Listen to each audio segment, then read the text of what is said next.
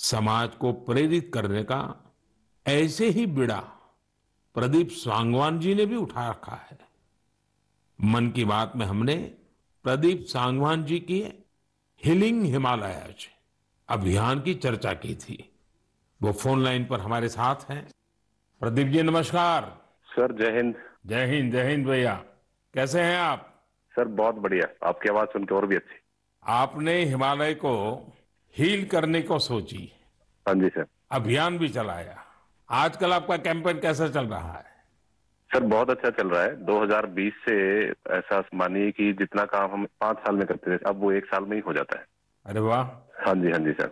शुरुआत बहुत नर्वस हुई थी, बहुत डर था इस बात को लेके कि जिंदगी भर ये कर पाएंगे नहीं कर पाएंगे, पर थोड़ा सपोर्ट मिला और 2020 तक हम बहुत स्ट्रगल भी कर रहे थे ऑनेस्टली। लोग बहुत कम जुड़ रहे थे, बहुत सारे ऐसे लोग थे जो कि सपोर्ट नहीं कर पा रहे थे, हमारी मुहिम को इतना तवज्जो भी नहीं दे रहे थे।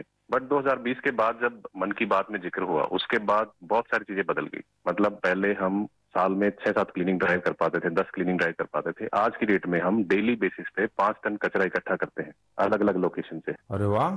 मन की बात में जिक्र होने के बाद आप सर बिलीव करें मेरी बात को कि मैं ऑलमोस्ट गिव अप करने की स्टेज पे था एक टाइम पे, और उसके बाद फिर बहुत सारा बदलाव आया मेरे जीवन में और चीजें इतनी स्पीड अप हो गई कि जो चीजें हमने सोची नहीं थी।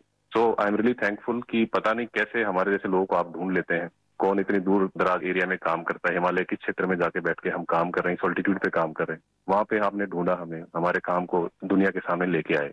तो मेरे लिए बहुत इमोशनल मोमेंट था तब भी और आज भी कि मैं हमारे देश के जो प्रथम सेवक हैं उनसे मैं बातचीत कर पा रहा हूँ। मेरे लिए इससे बड़ी सौभाग्य की बात नहीं हो सकती।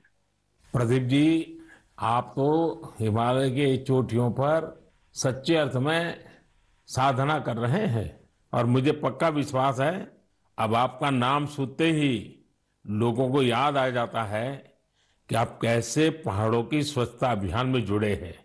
हाँ जी सर।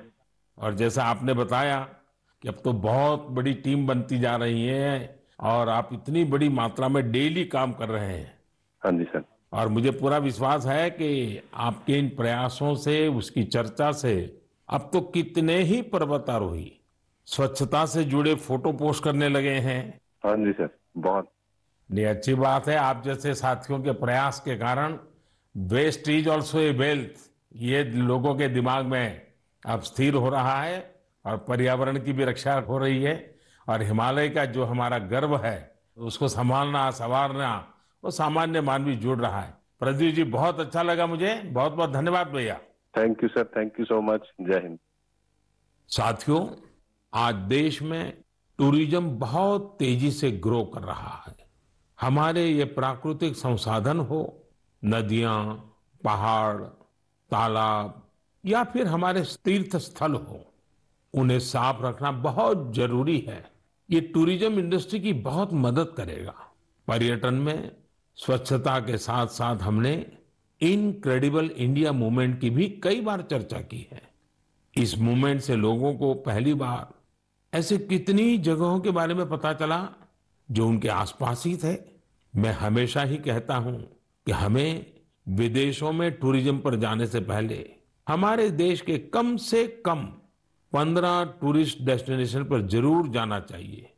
और यह डेस्टिनेशन जिस राज्य में आप रहते हैं वहां के नहीं होने चाहिए, आपके राज्य से बाहर किसी अन्य राज्य के होने चाहिए।